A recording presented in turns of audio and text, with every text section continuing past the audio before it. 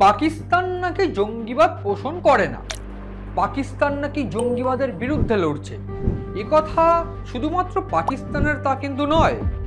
আজ এই অনুষ্ঠানে আমি যে বিষয়টা তুলে ধরার চেষ্টা করব, সেইখানে আমেরিকার ষড়যন্ত্র একেবারে প্রকাশ্যে চলে আসবে। আমি এই যে কথাগুলো দিয়ে শুরু করলাম, সেই কথাগুলো হয়তো আপনারা শুনেছেন, এবং এই কথাগুলো শোনা গিয়েছিল সম্প্রতি আমেরিকার বিদেশ সচিব বা আমেরিকার তরফ থেকে। আমেরিকার তরফ থেকে যে স্ট্যান্ড নেওয়া হয়েছিল পেহেলগাঁও হামলার কয়েকদিন পর, সেটা ভারত বিরোধী ছিল। তার কারণ তারা বারবার করে বলার চেষ্টা করেছিল পাকিস্তান নাকি সন্ত্রাসবাদের বিরুদ্ধে লড়ার চেষ্টা করছে। পাকিস্তান বরাবর নিজের যে গর্ত তারা করে, সেই গর্তে পড়ে গেলেই তখন বারবার করে তারা দাবি করতে শুরু করে যে তারা নাকি জঙ্গিবাদের বিরুদ্ধে লড়াই করছে। কিন্তু বারবার করে আমরা দেখেছি যে পাকিস্তান কিভাবে জঙ্গিবাদ পোষণ করছে, সে চিত্রটা প্রকাশ্যে এসেছিল। আমরা জানি সবাই যে পেহেলগাঁও হামলার পর অপারেশন সিঁদুরে মাসুদ আজহারের যে পরিবার ধ্বংস হয়েছিল, সেইখানে কিভাবে পাকিস্তান সেনার উপস্থিতি, পাকিস্তান প্রধানমন্ত্রীর উপস্থিতি ছিল। সেইখানে পরিষ্কার হয়ে গিয়েছিল যে জঙ্গিবাদ পোষণ কারা করছে, কিভাবে করছে।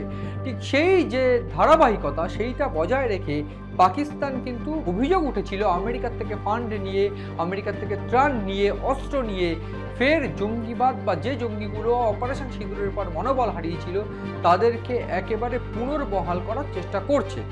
এই মুহূর্তে জিওপলিটিক্যালি কিন্তু ভারত চারিদিক থেকে পাকিস্তানকে ঘিরে ফেলেছে।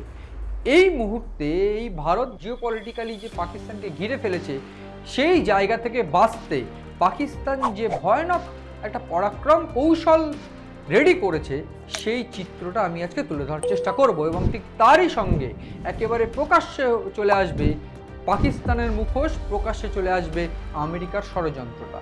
ঠিক কিভাবে এই ঘটনার সূত্রপাত আমি প্রাথমিকভাবে বলতে চাইবো। আমরা সবাই জানি যে দীর্ঘ কয়েক বছর ধরে কিভাবে পাকিস্তান তার জঙ্গিবাদ পোষণ করছে, কিভাবে ভারতের বিরুদ্ধে সন্ত্রাস ছড়িয়ে দেওয়ার চেষ্টা করছে। সেই সন্ত্রাস ছড়িয়ে দেওয়ার চেষ্টার পরপরই আমরা দেখেছি একসময় এয়ার স্ট্রাইক হয় বা বিভিন্ন ক্ষেত্রে ভারত প্রতিবাদ করার চেষ্টা করে। কিন্তু ফাইনালি এই অপারেশন সিঁদুরে পাকিস্তানের জঙ্গি ঘাঁটিগুলো ভেঙে গুড়িয়ে দেওয়া হয়। তারপর পাকিস্তান সেই জঙ্গি ঘাঁটিগুলোকে আর গড়ে উঠতে পারেনি, বা গড়ে তোলার চেষ্টা করলেও তেমনভাবে আর করে উঠতে পারেনি। কিন্তু আমরা সেইখানে দেখেছিলাম আসিম মুনির বা বিভিন্ন ক্ষেত্রে শেহবাজ শরীফ একটা মিথ্যার আশ্রয় নিয়ে ভারতকে দোষারোপ করার চেষ্টা করেছিল। ঠিক এইখানে এইবার যে তথ্যটা প্রকাশ্যে, যে 2রা নভেম্বর তেহরিকি তালিবানের বিরুদ্ধে লড়তে গিয়ে এইবার পাকিস্তানের লস্করি তৈবা এবং মাসুদ আজহারের জৈশ-ই মোহাম্মদের যে সংগঠন, তারা প্রকাশ্যে লাহোরে সভা করতে চলেছে। এবং তাদের এই যে সভা, সেই সভাতে কিন্তু শুধুমাত্র পাকিস্তান সেনা, পাকিস্তান সরকার নয়, বিভিন্ন ক্ষেত্রে আমরা দেখেছিলাম সেপ্টেম্বর থেকে কিভাবে ধাপে ধাপে লস্করি তৈবা থেকে শুরু করে জৈশ-ই মোহাম্মদ, তারা মহিলা জঙ্গি সংগঠনগুলোকে সুপার অ্যাক্টিভ করে জঙ্গি সংগঠনের মধ্যে মহিলাদের এনে তারা কিন্তু একটা সংগঠন করতে চেয়েছিল জামাতুল মমিনাত নামে।